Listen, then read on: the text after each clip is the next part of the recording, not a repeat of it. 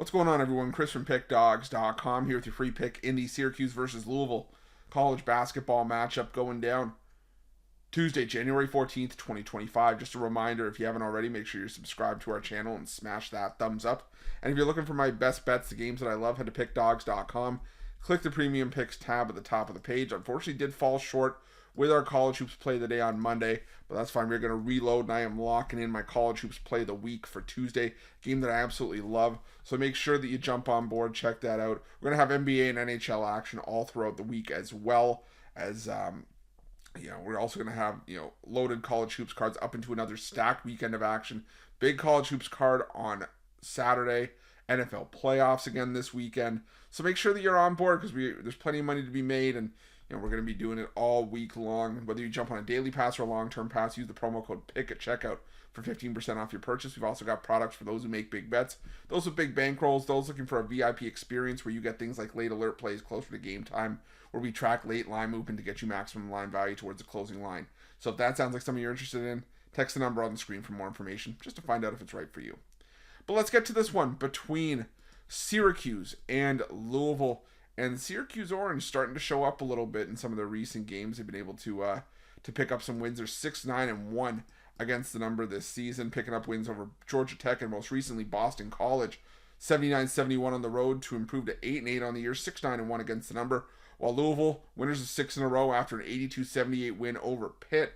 And admittedly, I was on Pitt in that game. And I was wrong on that one. I thought Pitt would show up and give Louisville credit. They rallied to pull out the result out of the fire in that game, and they ended up getting the job done. And now this is a Louisville team that has to head out on the road off of that win.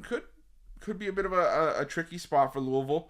Try and navigate that, off of a big win, maybe a letdown spot in back-to-back road games. But the thing for me is that even though Syracuse is coming off of back-to-back wins, they're back-to-back wins against two teams that I feel are in the lower end, if not the bottom end, of the ACC this season, in Georgia Tech and Boston College.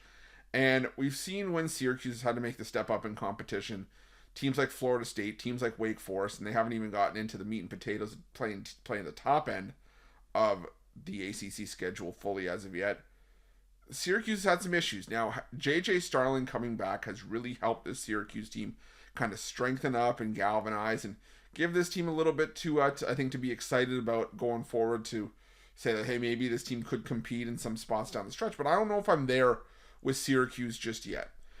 Louisville's problem throughout the non-conference portion of their schedule was that I didn't feel like they were the team that needed to be running the Pat Kelsey style of offense, where this is a team that bombs away threes, because they weren't hitting those threes. They were and up to this point, fifth in the country in three-point shot rate.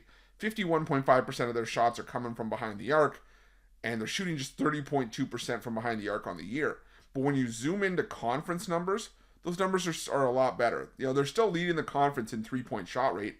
48.5% of the shots are coming from three, but that number has gone up to just under 36% from three-point range. A lot better and a lot more fluid in what needs to happen when you're running this Pat Kelsey offense. And, the Cards, they're also getting to the free throw line at a high rate, and, they're hitting 72.7% from the free throw line. You'd like to see that number improve as well, but it's been good enough. And here's my problem for Syracuse. Even though they've been able to get wins, and even though they've been looking to improve with Starling back in the lineup, the conference numbers as a whole still need to really improve if I'm going to have confidence in Syracuse going forward. Syracuse, offensively in ACC play, third worst in offensive efficiency, third worst in turnover percentage on offense, third worst in effective field goal percentage, dead last in three-point shooting.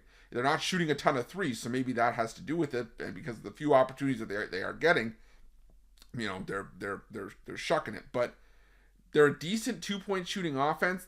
That's where most of their points are coming. They are the most point-dependent team by way of two-pointers in ACC play.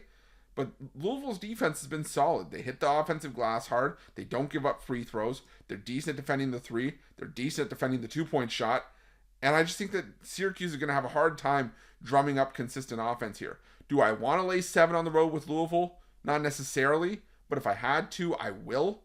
Just because it's a fade of Syracuse more than anything else. Caught a lot of heat in the YouTube comments for consistently going against Louisville and having it blow up in my face. Well, I'm going to back them here. And if they blow it this time, I'm going to tell everybody, shut up. I know what I'm talking about. This is a Louisville team that, that chunks it when I need them to show up the most. So give me Louisville here, laying the 7, and that's going to be my free pick.